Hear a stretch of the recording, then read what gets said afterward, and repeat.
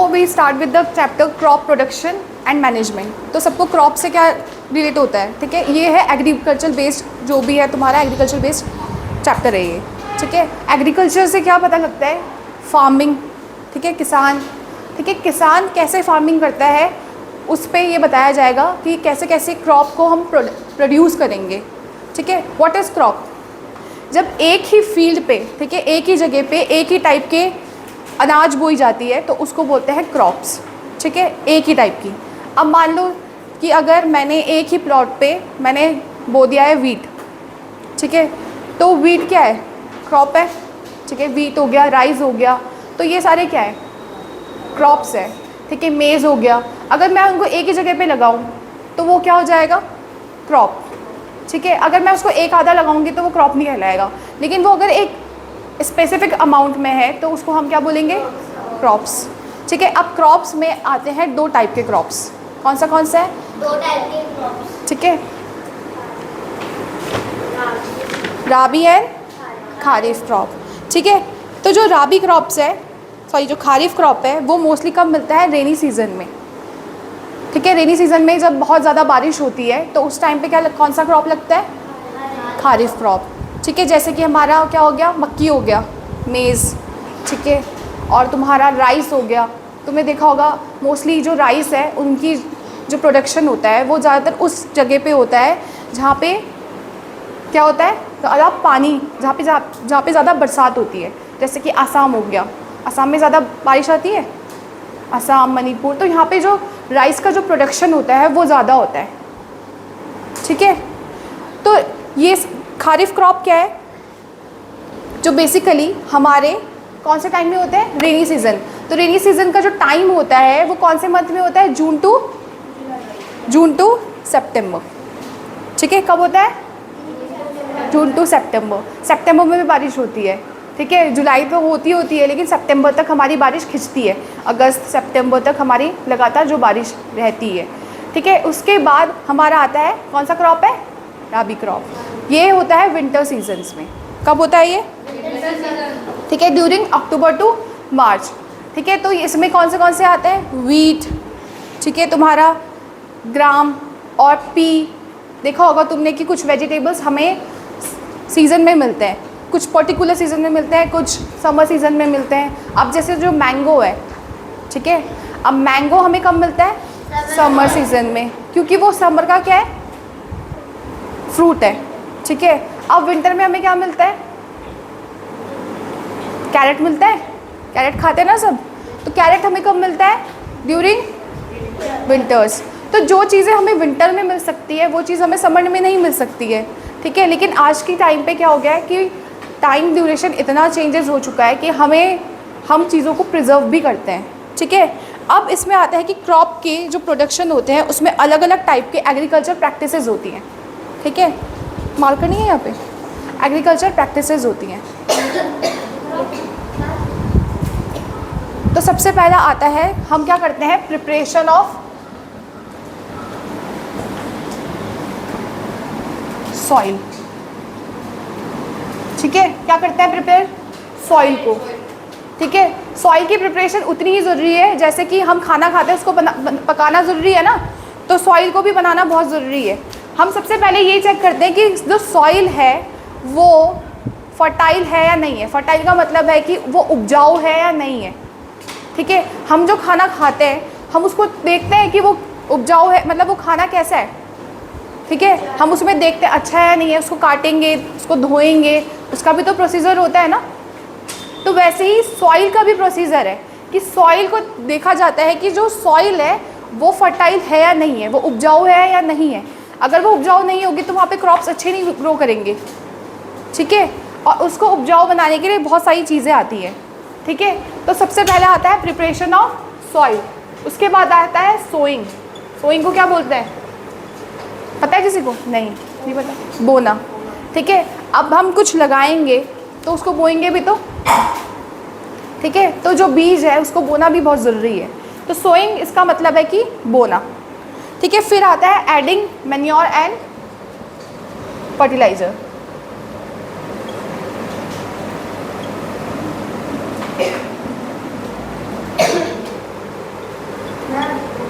हाँ जी, यस, हाँ,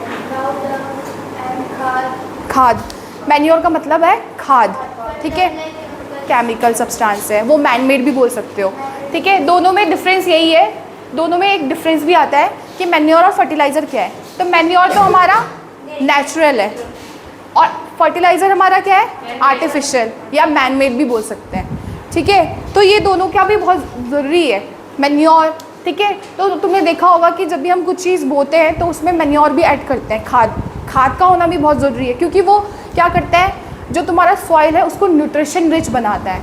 जैसे हमें खाने में न्यूट्रिशन चाहिए तो भाई प्लांट्स को भी तो चाहिए, तभी तो हम प्लांट से ही तो न्यूट्रिशन हमारे पास आ रहा है, ठीक है। तो प्लांट ऐसी चीज़ है जिससे हम लोगों ने बांटा है, कैसे, उससे जो एनिमल्स खाते हैं और एनिमल्स को जो हम खाते हैं, तो ऐसे करके जो वो एनर्जी डिवाइड होती है ना, तो वो सब में पहुंचती है, पता है सबको, ठीक है। तो मैन्योर क्या है, खाद, और फर्टिलाइज़र क्या है हमारा, केमिकल, ठीक है, केमिकल नहीं, ग्रो करने की हेल्प करता है, ठीक है। लेकिन ये, ठीक है, ग्रो करने में उसकी फोर्स करता है या हेल्प करता है, दोनों एक ही बात होगी। हेल्प करने की बात होगी कि वो उसको हेल्प कर रहा है, लेकिन वो केमिकली हेल्प कर रहा है। और मैन्योर जो है वो उसको, सॉइल को क्या बना रहा है, मतलब उसको फर्टिलाइज कर रहा है, ठीक है, उसको न्यूट्रिशन दे रहा है, ताकि जो सॉइल है वो सारा न्यूट्रिशन किस पे पहुंचा सके, प्लांट तक। फिर आता है इरिगेशन, ठीक है। इरिगेशन में भी बहुत सारे मेथड्स हैं, जिसमें इरिगेशन में एक है तुम्हारा, दो मेथड्स आते हैं इसमें, एक आता है जो पुराना मेथड यूज़ करते हैं, ठीक है, और एक आता है जो नया मेथड यूज़ करते हैं, ठीक है। एक आता है traditional method,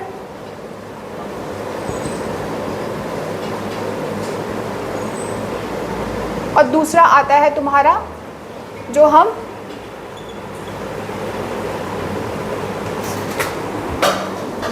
modern methods,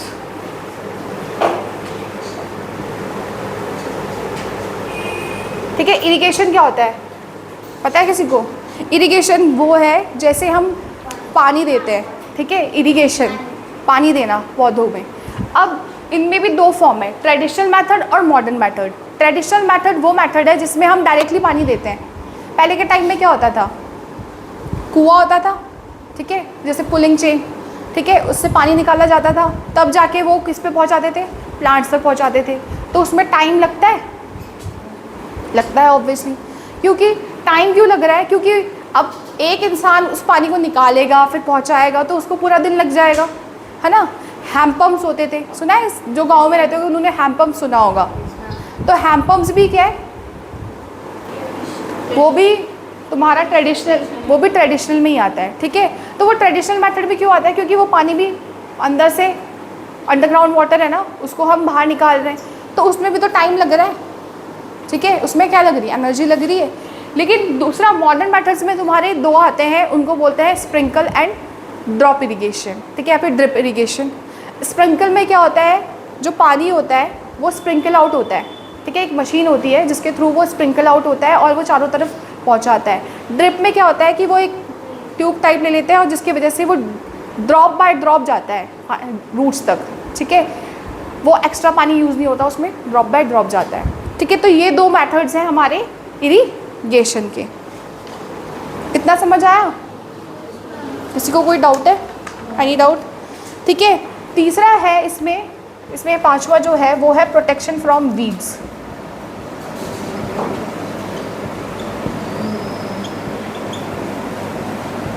weeds क्या होती है पता है सबको? अनवांटेड प्लांट्स, ठीक है, जिसको हम जंगली घास भी बोल सकते हैं, ठीक है। अब ये जंगली घासों को हटाना क्यों इम्पोर्टेंट है? क्योंकि वो क्या कर रहा है, जितना भी सॉइल का न्यूट्रिशन है वो जंगली घास ले रहा है, ठीक है।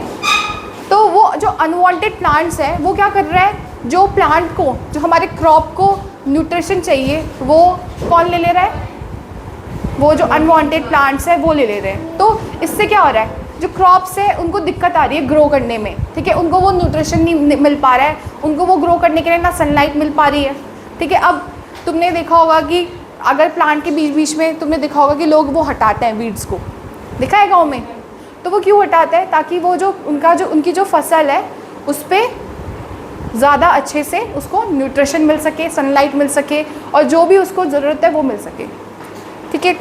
फिर आता है 6th में हार्वेस्टिंग। हार्वेस्टिंग का मतलब क्या होगा? फसल की कटाई करनी, ठीक है। अब भाई फसल पकेगी तो उसकी कटाई भी होगी कि नहीं होगी? तो फसल की कटाई करना भी उतना ही ज़रूरी है, क्योंकि जब फसल पक जाएगी तभी तो उसकी कटाई होगी। तो हार्वेस्टिंग के लिए भी टाइम चाहिए होता है, ठीक है। पहले के टाइम में क्या होता था, लेबर्स लगते थे, अब के टाइम में मशीन से, तो मशीन से हमारा काम ईजी हो रहा है, ठीक है। इसमें एक क्वेश्चन आता है कि आज के जो मेथड्स हैं वो आज का जो जो ट्रेडिशनल मेथड्स है वो हमारे मॉडर्न मेथड से अलग क्यों है, उनमें क्या डिफरेंस है? एक तो मॉडर्न मेथड्स हमारा टाइम बचा रहा है ना, बचा रहा है कि नहीं बचा रहा है? अब हम 4 जने खेत में लगे जाएंगे तो उनका काम कितने दिन में होगा? ज़्यादा से ज़्यादा कितना टाइम लगेगा? 2-4 दिन लगेंगे, 2-4 दिन लगेंगे। अब वही काम जो मशीन कर रहा है वो कितने दिन में कर देगा? 1 दिन में, है ना, या 1 घंटे में, या 2-3 घंटे में। तो इतना ज़्यादा टाइम नहीं लग पा रहा है, ठीक है। अब लेबर्स का काम, इसमें क्या हो रहा है, इसके बेनिफिट भी है और इसके लॉस भी है। नुकसान किसको हो रहा है? जो लेबर्स है उनको नुकसान हो रहा है, ठीक है। अब पहले के टाइम में ट्रैक्टर यूज़ नहीं करते थे, तो वो लोग किसको यूज़ करते थे? बुल्स को यूज़ करते थे, काउ बुल्स को, ऑक्स को, है ना, तो वो उनको यूज़ करते थे खेती करने के लिए। अब उनका यूज़ भी नहीं हो पा रहा है, ठीक है, वो भी ऐसे ही है। तो अब तुमने देखा होगा कि आसपास हमारे एरिया में भी वो बुल्स ऐसे घूमते रहते हैं, घूमते हैं ना, तो उनका भी कोई यूज़ नहीं हो पा रहा है। तो ये ट्रेडिशनल मेथड से क्या हुआ है, जो हम मॉडर्न मेथड से क्या हुआ है, जो ट्रेडिशनल मेथड्स हैं वो भी क्या हो गए, उनका भी लॉस हो रहा है कहीं ना कहीं, ठीक है। कहीं ना कहीं लेबर्स को नुकसान हो रहा है, उनको काम नहीं मिल रहा है, ठीक है। बैठ जाओ यहीं पे, एडजस्ट हो जाओ। तो ऐसे करके बहुत सारी चीज़ें चेंजेस आ रही हैं, ठीक है। उसके बाद क्या है, स्टोरेज। कम स्टोरेज करना, ठीक है। स्टोरेज मतलब उसको एक जगह इकट्ठा करके रखना, ठीक है। स्टोरेज वो क्यों करते हैं किसान? ताकि फिर वही फसल को वो उस क्रॉप को वो यूज़ करें बाद में जब उनको दोबारा फसल उगानी होती है ना। स्टोरेज करना भी तो ज़रूरी है। अब स्टोरेज करने के लिए भी एक पर्टिकुलर जगह चाहिए, नहीं तो उसमें बहुत सारे कीड़े लग सकते हैं, तो उसका भी ध्यान रखना पड़ता है। सबसे पहले तो ये होता है कि जब स्टोरेज की जाती है तो उनको ऐसे ड्राई प्लेसेस में रखा जाता है जहाँ पे मॉइस्चर ना हो, ठीक है, जहाँ पे क्या ना हो, मॉइस्चर ना आए। क्योंकि अगर तुमने देखा होगा हमारे घर में भी कभी कभी क्या होता था, जैसे कभी मम्मी गेहूँ रख देती थी तो उसमें क्या हो जाता था, घुन लग जाता है, पता है। तो वो किस लिए लगता है? जब वो हल्का उसमें मॉइस्चर आना स्टार्ट होता है ना, गीलापन, तो उसकी वजह से क्या होता है, उसमें घुन लगना शुरू हो जाता है, कीड़े लगने शुरू हो जाते हैं। तो उसको उससे भी प्रिवेंट करना होता है। तो उसको एक अच्छे ड्राई प्लेसेस में रखना होता है, एक अच्छी जगह स्टोर करके रखना होता है। कभी चूहे खा सकते हैं, कुछ भी हो सकता है ना, ठीक है। इतना समझ आया सबको? तो सबसे पहला जो टॉपिक चलेगा वो चलेगा हमारा प्रिपरेशन ऑफ सॉइल, ठीक है। अगर हमें सॉइल की प्रिपरेशन करनी है तो उस पर क्या होता है, प्रिपरेशन ऑफ सॉइल क्यों करना ज़रूरी है? क्योंकि उसमें क्रॉप ग्रो करेगा। तो तुमने देखा होगा कि उसमें एक लूजन सॉइल्स होते हैं, मिट्टी के डल्ले पड़ जाते हैं, तो उनको फोड़ना भी ज़रूरी है। तो उनको फोड़ने के लिए बहुत सारे टूल्स यूज़ होते हैं। तो उस लूजन सॉइल को हम क्यों फोड़ते हैं? ताकि मिट्टी क्या हो जाए, हमारी अच्छी हो जाए, ठीक है, दरदरी हो जाए, ताकि उसमें जो हमारा क्रॉप है वो अच्छे से लग पाए, ठीक है। और उसके बाद क्या होता है, तुमने देखा होगा कि पहले टाइम पे 2 चीज़ें बहुत ज़रूरी यूज़ करते थे, ठीक है। वो कौन से करते थे? टिलिंग और प्लफिंग का एक काम होता था, ठीक है। तो वो दोनों चीज़ें यूज़ होती थी। तो वो क्या करते थे, टिलिंग और प्लोइंग उस टाइम पे जो मेथड्स थे वो हाथ से यूज़ करते थे। टिलिंग के लिए मशीन होती थी, ठीक है, जिसको हम कुटला बोलते हैं घर पे। कुटला यूज़ होता है मिट्टियों को फोड़ने के लिए ना, तो वो सारी चीज़ें यूज़ होती थी। प्लफिंग के लिए एक बड़ा सा टूल आता था जो बुल के पीछे रख दिया जाता था, तो उसके लिए वो उसको क्या करता था, प्लोइंग करता था। ठीक है, तो ये दो चीज़ें आती हैं प्रिपरेशन ऑफ सॉइल में। सबसे पहले जो सॉइल है उसको लूज़ किया जाए, ठीक है, लूजन सॉइल किया जाए ताकि वो लूज़ हो जाए, ठीक है, और वो एक जगह बिखर जाए। तो उससे क्या होगा, क्रॉप को और ज़्यादा काम आएगा। उसमें तुमने देखा होगा जितने भी काउ डंग्स हैं, ठीक है, काउ डंग्स हो गए, लीव्स हो गई, पुरानी पत्तियाँ, तो उनसे क्या होता है कि उनको एक जगह स्टोर करके कहीं पे रख कर या फिर किसी ऐसे खुले एरिया में फेंक दिया जाता है ताकि वो क्या हो जाए, डिकम्पोज हो जाए। क्या होता है डिकम्पोज का मतलब पता है? डिकम्पोज का मतलब है कि जो भी बैक्टीरियाज है वो उसको सड़ाता है, सड़ाने के बाद उसको वो चेंज करता है किस में, खाद में, सॉइल में, ठीक है। वो मेनली क्या होता है, सॉइल में होता है। अब तुमने बहुत सारे, अब ऐसे ये हो कैसे रहा है, ये किसी ने देखा है? तो वो छोटी छोटी जो चीज़ें जो उनको डिकम्पोज करने का काम करती है वो करती है माइक्रोब्स। कौन करती है? सुना है कभी माइक्रोब्स? माइक्रोब्स क्या होती हैं? माइक्रोब्स वो ऑर्गेनिजम्स हैं, बताओ, नहीं पता? माइक्रोब्स वो ऑर्गेनिजम्स हैं जो हमें अपनी आंखों से नहीं दिखते हैं लेकिन वो अपना काम करते हैं। अब तुमने देखा होगा कभी हमारे आसपास कुछ मरी हुई चीज़ें पड़ी होती है, वो जाती का है, सड़ जाती हैं वो अपने आप ही, अचानक से गायब हो जाती हैं। तो वो डिकम्पोज कैसे हो जाती हैं? क्योंकि उनको माइक्रोब्स करते हैं। लेकिन हमें तो आसपास कीड़े नज़र नहीं आते ना, लेकिन वो माइक्रोब्स करते हैं, ठीक है। वो कीड़े नहीं होते, वो माइक्रोस्कोपिक ऑर्गेनिजम्स होते हैं, वो सिर्फ माइक्रोस्कोप से ही दिखते हैं, ठीक है, वो माइक्रोस्कोपिक होते हैं। उनको हम अपने नेकेड आइज से नहीं देख सकते हैं, उनको सिर्फ हम माइक्रोस्कोप्स के थ्रू ही देख सकते हैं। अब तुम कभी एक्सपेरिमेंट कर सकते हो घर पे कि कोई सड़ी हुई चीज़ है उसको माइक्रोस्कोप से देखना, तो उसमें माइक्रोब्स उसको अंदर ही अंदर खा रहे होंगे बहुत जल्दी में। कुछ चीज़ें ऐसी होती हैं जैसे कि हम लोग कभी कभी खाना नहीं खाते हैं, उसका छिलका, या फिर हमने कभी केला खाया उसका छिलका फेंक दिया, कुछ भी, तो वो बहुत जल्दी डिकम्पोज हो जाता है। कुछ चीज़ें जो डिकम्पोज नहीं होती है वो कौन सी होती हैं, जैसे प्लास्टिक्स हो गया, है ना, स्टील हो गया, आयरन हो गया। आयरन भी डिकम्पोज होता है लेकिन वो सड़ता है, उसको टाइम लगता है, ठीक है, तो उसको टाइम लगता है, ठीक है। जो नॉन डिकम्पोज मटेरियल्स होते हैं वो अलग होते हैं और जो डिकम्पोज हो जाते हैं वो अलग होते हैं।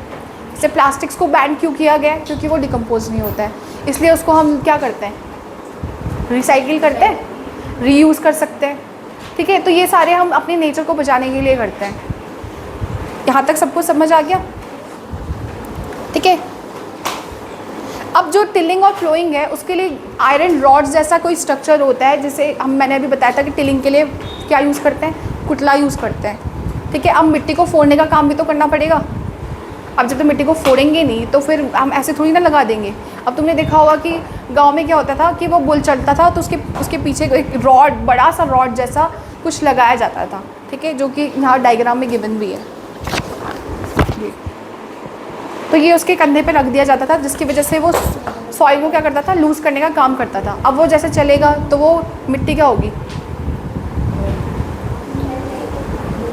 मिट्टी को लूज़ करेगा वो, है ना, मिट्टी को फोड़ने का काम करेगा। अब जब मिट्टी इकट्ठी हो जाएगी तो वो इकट्ठे होके तो उसमें प्लांट नहीं लगा सकते ना, तो उसको प्लोइंग, उसको हमें क्या करना पड़ेगा, लूज़ करेंगे उसको, ठीक है। फिर आते हैं एग्रीकल्चर इम्प्लीमेंट्स। एग्रीकल्चर इम्प्लीमेंट्स का मतलब है कि जो मिट्टी में क्लम्स पड़ जाते हैं, जो वो इकट्ठे हो जाते हैं, उनको बोलते हैं क्लम्स। क्या बोलते हैं? तो उनको तोड़ना बहुत ज़रूरी है ताकि जो सॉइल है वो बुरबुरा हो जाए, और उसकी वजह से क्या होगा, हमें उसमें आगे अगर हमें उसमें खाद ऐड करना है, फर्टिलाइज़र ऐड करना है, तो वो काम भी ईजी हो जाएगा, है ना। तो इससे हमारा काम ईजी हो रहा है। तो इसके लिए हम क्या यूज़ करते थे, प्लाउस, ठीक है। ये एंशिएंट टाइम पे यूज़ करते थे किसको, सॉइल को टिलिंग करने के लिए, उसको फोड़ने के लिए। लेकिन आजकल तो ट्रैक्टर्स यूज़ होते हैं, उसके पीछे मशीन्स यूज़ होती हैं, ठीक है। पहले के टाइम पे हॉर्स, कैमल्स, इन सबको यूज़ किया जाता था ताकि वो सॉइल को क्या कर सके, सॉइल को टिलिंग कर सके, टिल कर सके, ठीक है।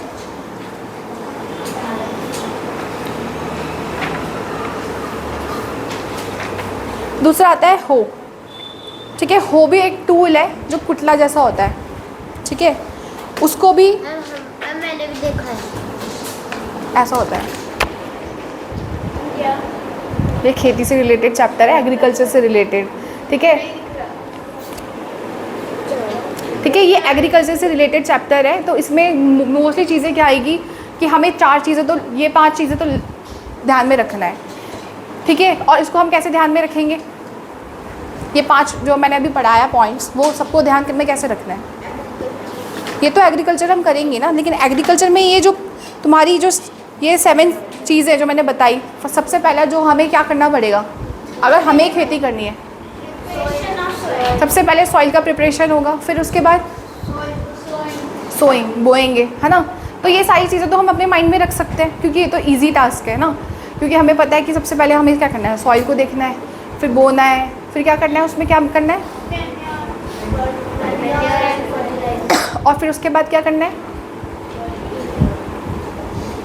ठीक है, इरिगेशन, फिर उसको प्रोटेक्ट करना है वीड से, या हमें हटाना है उसको, ठीक है, रिमूवल ऑफ वीड्स, ठीक है, फिर हार्वेस्टिंग, कटाई होगी, फिर स्टोरेज होगा।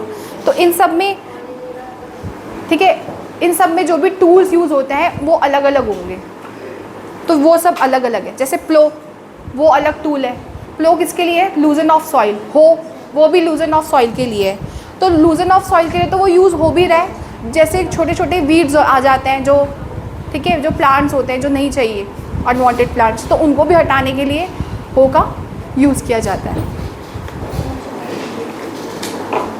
जिसके आगे तो आयरन फिक्स होता है और पीछे क्या होता है, वुड होता है।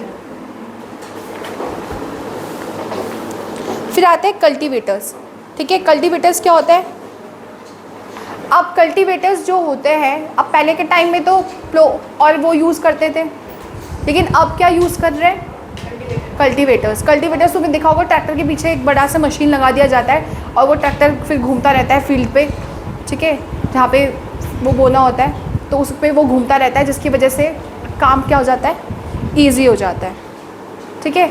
आप सबने देखा होगा कि आजकल बुल्स का यूज़ बहुत कम ही हो रहा है, मोस्टली लोग यही यूज़ कर रहे हैं ट्रेडिशनल मेथड्स, क्योंकि उनको पता है हमारा टाइम बचना ही है ना। फिर आती है सोइंग, ठीक है।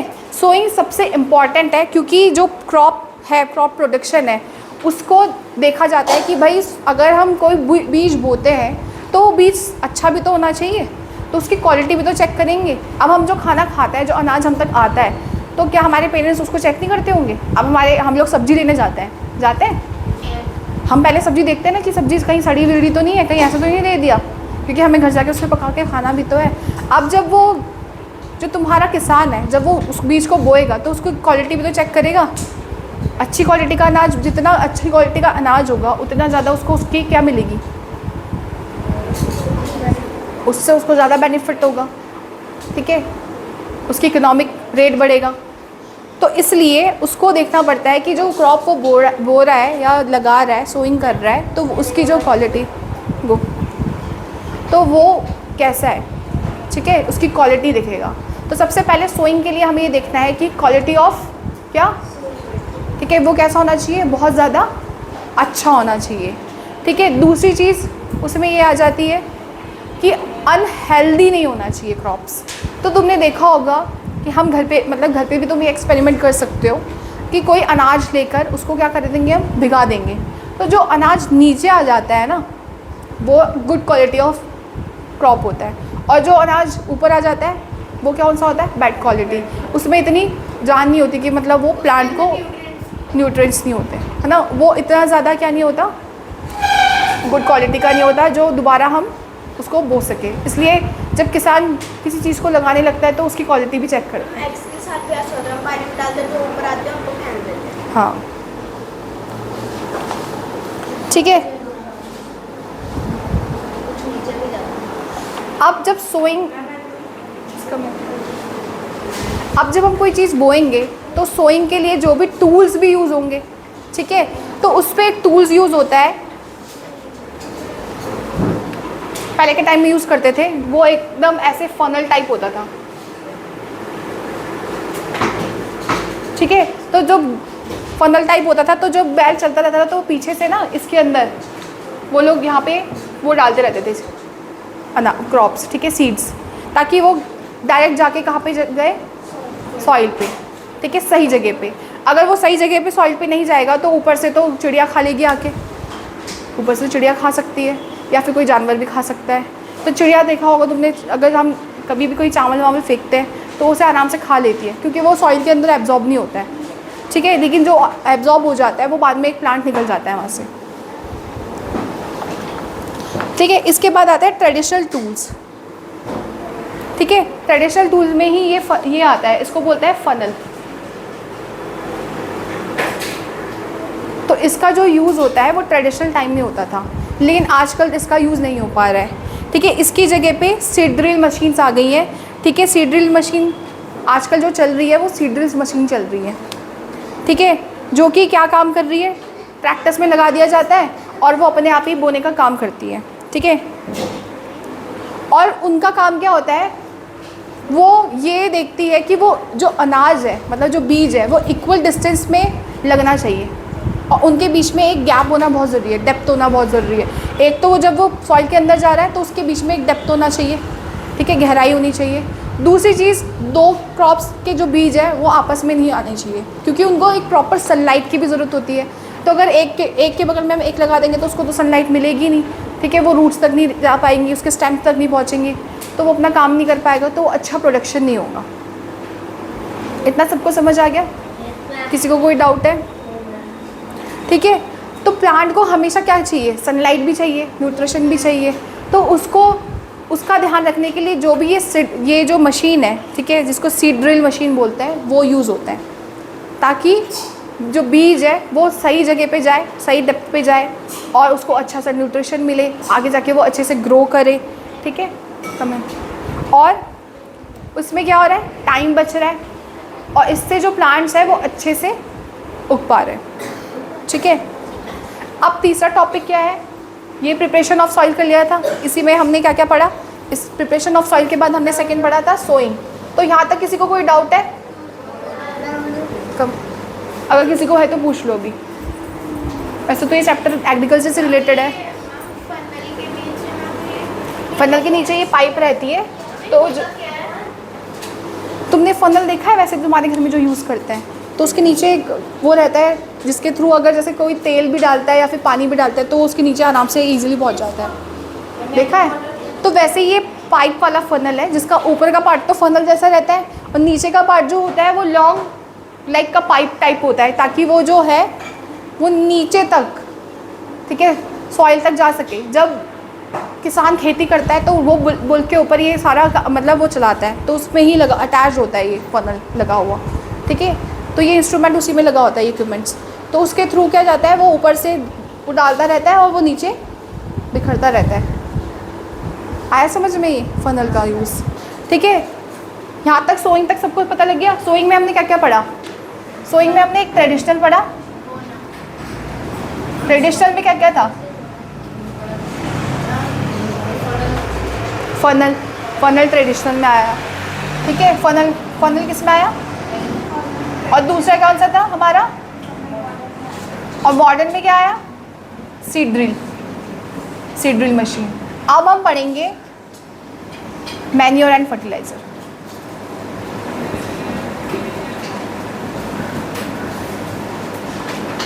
ठीक है, मैन्योर और फर्टिलाइज़र। अब मैन्योर सबको पता है ये खाद होता है, तो खाद को भी सॉइल में मिलाना इतना ज़रूरी है जितना ज़रूरी हम जैसे रोज़ अपने सप्लीमेंट्स लेते हैं, जैसे हमारी बॉडी को विटामिन की ज़रूरत पड़ती है, तो वैसे ही सॉइल को भी खाद की ज़रूरत है, फर्टिलाइज़र्स की ज़रूरत है, ठीक है।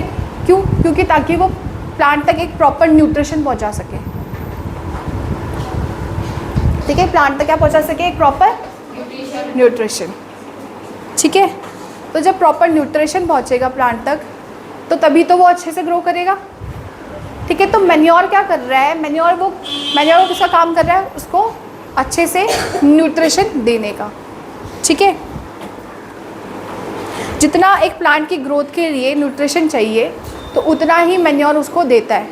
फर्टिलाइजर्स क्या होते हैं, फर्टिलाइजर्स लाइक जैसे यूरिया, सुना है किसी ने यूरिया? कुछ पूछना है? यस, किसी को कुछ पूछना है?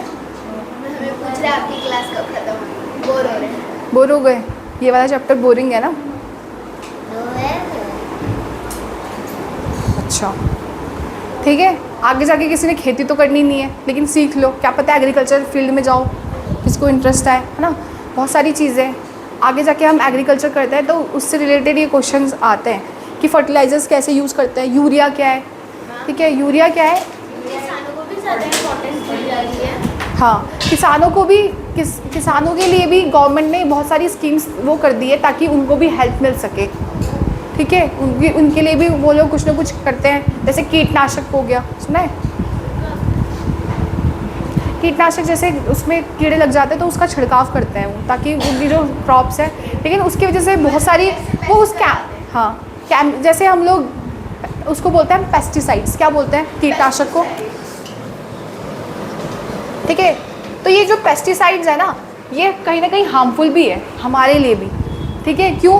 क्योंकि आजकल तुमने देखा होगा कि हर चीज़ में मिलावट ज़्यादा हो रही है। ये कीटनाशक बहुत ज़्यादा हार्मफुल भी है, लेकिन किसान यूज़ कर रहे हैं क्योंकि भाई उनको अपना क्रॉप प्रोडक्शन बढ़ाना है, उनकी क्यों ना। हाँ, सबके लिए हानिकारक है, ठीक है, सब चीज़ के लिए हानिकारक है, क्रॉप के लिए तो हानिकारक है ही, क्योंकि क्रॉप्स क्या कर रहे हैं। पहले मुझे बताओ, इतना टॉपिक समझ आया सबको? तभी मैं आगे बढ़ूंगी इसमें, ठीक है। देखो, मैन्योर तो तुम्हारा नेचुरल फॉर्म में होता है, जिसको हम खाद बोलते हैं, काउ डंग से बना हुआ, लीफ से बन जाता है, उसको एक जगह स्टोर करके रखा जाए तो वो शुरू हो जाएगा। और उसमें हेल्प कौन सा वो करता है, कौन सा इंसेक्ट करता है? अर्थवॉर्म, सुना है सबने? तो अर्थवॉर्म जो है वो खाद बनाने में हेल्प करता है, और कुछ छोटे छोटे माइक्रोब्स होते हैं जो खाद बनाने में हेल्प करते हैं, जो मैंने तुम्हें बताया, ठीक है। तो ये सारी चीज़ें होती है। अब तुमने देखा होगा कि अगर हम ब्रेड में, देखा है ब्रेड में वो उमस जैसे वो लग जाती है, फंगस, ठीक है। तो वो फंगस जो होती है वो भी क्या है, वो भी तो उसको सड़ाने का काम कर रही है, वो भी माइक्रोब्स टाइप है। वो हमें सिर्फ दिख तो रहा है कि वो फंगस लगा है, लेकिन उसके अंदर जो लगा है वो हमने नहीं देखा है। तो खाने में भी फंगस लग जाता है, देखा होगा पुराने। अर्थवॉर्म अच्छे होते हैं, बुरे होते हैं? अर्थवॉर्म गुड फ्रेंड है किसके? सॉइल के नहीं, फार्मर्स के, ठीक है। सॉइल का तो वो बना रहा है, तो फिर बहुत सारे होंगे, ठीक है। अर्थवॉर्म्स, ठीक है, फ्रेंड ऑफ क्या है? फार्मर्स, ठीक है। इतना समझ आया सबको? इसके बाद बैठ जाओ।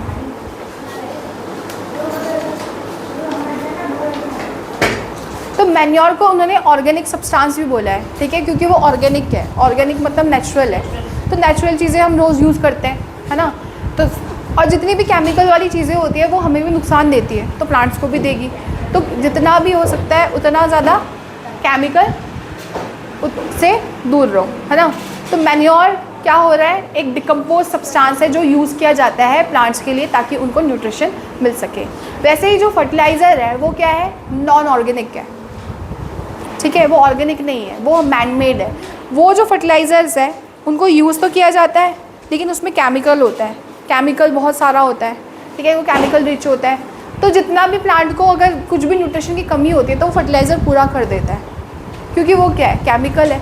अब हमें भी कोई न्यूट्रिशन की ज़रूरत पड़ती है जो हमें खाने से नहीं मिलता, तो हम सप्लीमेंट्स लेते हैं। जैसे मान लो अगर तुम मल्टीविटामिन खाते हैं, विटामिन की गोलियां आती हैं आजकल, तो वो भी तो क्या है, सप्लीमेंट्स ही तो है। तो वैसे ही फर्टिलाइज़र क्या काम कर रहे हैं, वो केमिकल सप्लीमेंट्स का काम कर रहा है। जैसे हम लोग क्या कर रहे हैं, विटामिन की गोलियां खा रहे हैं ताकि हमारी बॉडी को जो चीज़ नहीं मिल रही है वो मिल जाए। खाने के थ्रू तो मिल ही नहीं रही है, क्योंकि खाने में आजकल इतना न्यूट्रिशन है ही नहीं, वो कोई खाता ही नहीं आजकल ढंग का खाना। तो वैसे ही क्या है, उसको भी क्या मिला, फादर्स लाइफ जीते हैं। हाँ, क्यों जीते हैं? अच्छा, फिट तो हर कोई होता है। वो हर रोज एक्सरसाइज करते हैं। एक्सरसाइज ही तो ज़रूरी है। सब्जियां खाते हैं। तुम लोग नहीं खाते हो? हाँ, तो फिर तुम नहीं जियोगे ज़्यादा लॉन्ग टर्म। पर हम एक्सरसाइज नहीं करते। एक्सरसाइज करना ज़रूरी है, सुबह एक्सरसाइज करना ठीक है, एक अच्छी डाइट प्लान लेना, ये सब कुछ हमारे लिए भी उतनी ज़रूरी है। ठीक है, अब देखो हमारे लिए ज़रूरी है तो प्लांट्स को भी तो वही चीज़ चाहिए, तो इसलिए उसको भी वही चीज़ दी जा रही है। ठीक है, इतना समझ आ गया?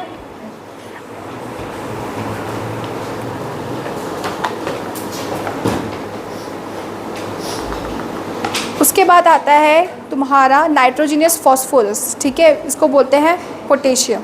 ये फर्टिलाइज़र्स है। ठीक है, यूरिया हो गया, ठीक है, तुम्हारा अमोनियम सल्फेट, तो ये सारे क्या है, आर्टिफिशियल फर्टिलाइज़र्स हैं। ठीक है, कौन से urea, ammonium sulphate, nitrogen phosphorus, potassium, तो ये सारे क्या है, आर्टिफिशियल फर्टिलाइज़र्स हैं। ठीक है, जो कि यूज़ होते हैं, फार्मर्स यूज़ करता है जब वो खेती करता है। कुछ प्लांट्स में, जैसे कि तुम्हारा वीट हो गया, मेज़ हो गया, इन सब में ये फर्टिलाइज़र यूज़ होता है, क्योंकि इसको सॉइल जो होता है वो फर्टाइल कम हो जाता है, तो उसको और फर्टाइल बनाने के लिए उसको यूज़ किया जाता है। ठीक है, टाइम हो गया क्या?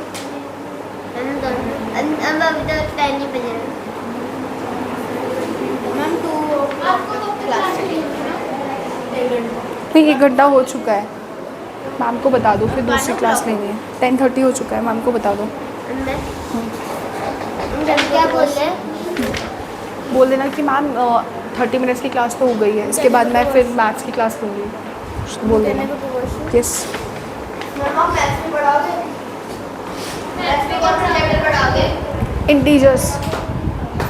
इंटीजर्स पढ़ना है या कुछ और पढ़ाऊँ?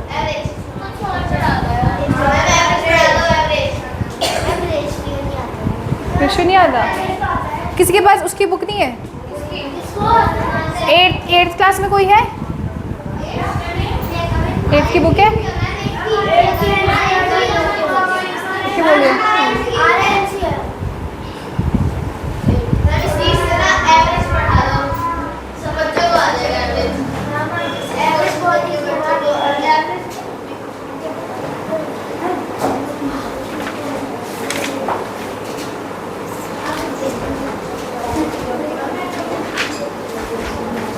पानी नहीं है यहाँ पे?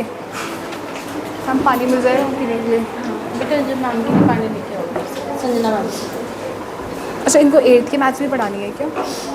सबको आता है, सब कुछ, बस आज आपका वे ऑफ टॉकिंग समझेंगे कि आप अच्छे से समझा पा रहे हो।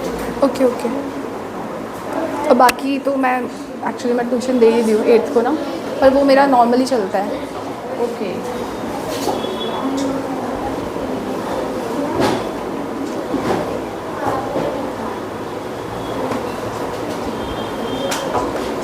एवरेज कर लिया सबने? एवरेज करा, सिंप्लीफिकेशन कर लीजिए।